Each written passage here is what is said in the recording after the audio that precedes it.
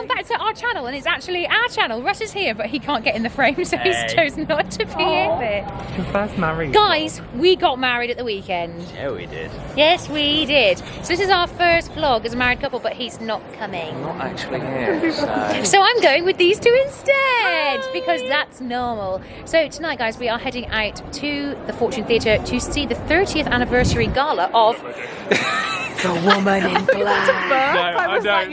I was literally like, now you're saying it, I'm having a slight anxiety attack. So just a little info, we're going to see The Woman in Black. It's like an on-stage horror for those of you who, like, thriller. I don't know if I call it a horror. It's not gory, no. No, it's not, and it's not like the film. I honestly believe the show is better, but we've all actually seen the show before. But what is funny is Connor has already asked his mum to pick him up from the train station because he's scared. So bear in mind, I live out of London, effectively at the same sort of station that Arthur Kipps goes to.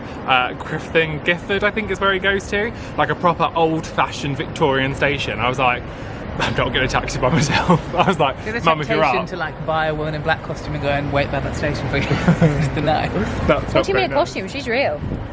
She's not real. Yes, she is. She is. Wait, But she's going to be on that rocking chair back at to home. the film. The reason why the stage show is better is I think in the film it has a happy ending, because obviously Daniel Radcliffe's character, Harry Potter. Arthur Cripps, obviously dies, doesn't he? Spoiler. No, it's not a spoiler of the film. Spoiler alert. Whereas in this, he suffers for years. And I think that's a better ending. How do you feel about this, Russ? That's very cold. I just want to go see it again. I You wanna- enjoyed it. I enjoyed it last time I saw it. I like it too. I'm scared already. Are you scared? Yeah, I can hear the rocking chair. Do you know what? The sound in this show is what makes it. I think if you are a theatre fan, or you're someone who's a fan of the industry, you have to see this. It should be on your Because list. it's so cleverly simple. So cleverly simple, and also it's great if you're studying theatre, because everything, all the nice elements that you'll think about and learn about, it's basic. It's brilliant. That's quite how fast it is. Hi! That's the most on-vlog face I've ever seen. Hi! What we are calling Dutch courage before watching The Woman in Black.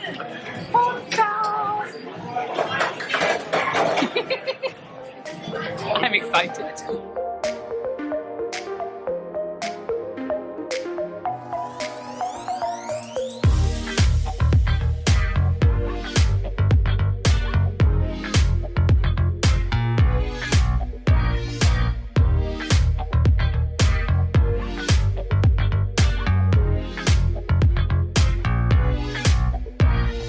Smallest theatre in the world. Queen's never been here. It's so cute. Connie, Did you see it on tour then? Yeah, I saw it on tour. Oh, good luck. I saw it with Every Man. I think Good it's. luck. I think Right. everybody says it's definitely more frightening in the West End because it's like the original home and it's so small. Wonderful, can't wait. I don't know if I'm in the stalls. Can't remember an ending. I'm near the front. Wow. Guys, I swear to God, Woman in the Black is. Woman in the Black? Brilliant. Fab. Let's try that again. Woman in Black is the only West End show I've seen that do transfer tattoos. I mean, if you're not living your best, like, 90s, early naughty kid's life, who even are you? Transfer tattoos. Also, how cute and cryptic is this fridge magnet?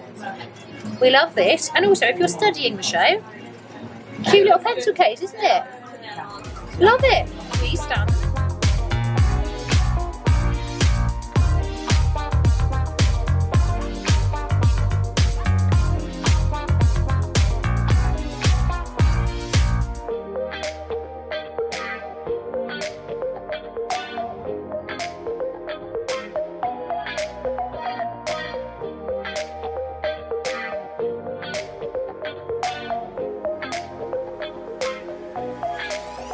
Modern American. Oh my God, cute, cute, cute. Oh, And wait, what? 1 second. Reverse. Hang on, wait. Let's do it as you. Cute, cute. And what's inside the bag, Queen? Do you want to take that out because they can't see? My top nearly opened. You're as well. being rubbish. So what have we got? Oh, a big.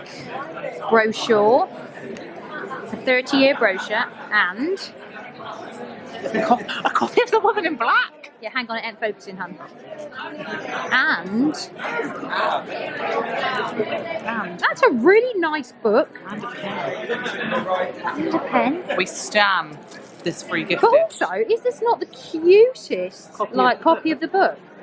We are living for that. I love the bag. It's so spacious. That is a good tome. Goodies. Yeah. Hi Theatre fam, it's so nice back to be reviewing with you all again. We're a married lady, but we are back, guys, bringing you the theatrical content that you love. So, I am back from seeing the 30th anniversary gala performance of The Woman in Black. The original, OG thriller show, ghost story, on stage, magic show we all know and love. Okay, so this is actually the third time that I've seen The Woman in Black. I'm very fortunate that I've seen it twice previous to tonight, all in very different stages of my life. I remember the first time I went, I think I was 15, and then I think I went in maybe when I was 18, 19, and then I'm returning at 25. So I've seen it at very different ages and experienced it very differently each time.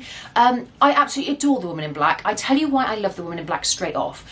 It is purely a show based on great, fantastic writing and simplicity. And what thrives on, the reason this show thrives is because of its simplicity and its excellence in writing, and how the two fantastic actors featured in the show deliver that dialogue. This is all a show about imagination and how willing you are to go with it, and I adore the show. So yeah, The Woman in Black basically tells a story of a man called Arthur Kipps. Now this isn't like the half a sixpence Arthur Kipps, not that. They're not gonna whack out Flashbang Wallop anytime soon, so let's just discard that right now. So Arthur Kipps works for a solicitor's, and he is sent to the estate of Eelmarsh House, which belonged to Alice Drablow, and Alice Drablow has passed away, and he is sent to this Eelmarsh House, which is in the middle of a marshland, cut off from land. Everybody that's surrounding village is a bit weird about it, and he's sent there to sort out Mrs. Drablow's documents and papers, and along the way he uncovers various things that start spooky happenings / unveiling why spooky happenings are happening. And to try and air his story, he seeks the help of an actor who, so basically Arthur Kipps has written all the story out in a big book. He seeks the advice of an actor to portray his story / he wants to try and find a way to tell his family so he can just kind of get it off his chest and be rid of what's happened to him in his life. And the stories intertwine, and we get taken on this fabulous thriller ghost story. And that's all I'm going to say, because I feel like if I give it away too much, it's going to really ruin it for you if you've never seen it before. And I really want you to go and experience what they create there and then. So let's get down to it. It's not a massive cast, guys. Like I said, it's a two-hander.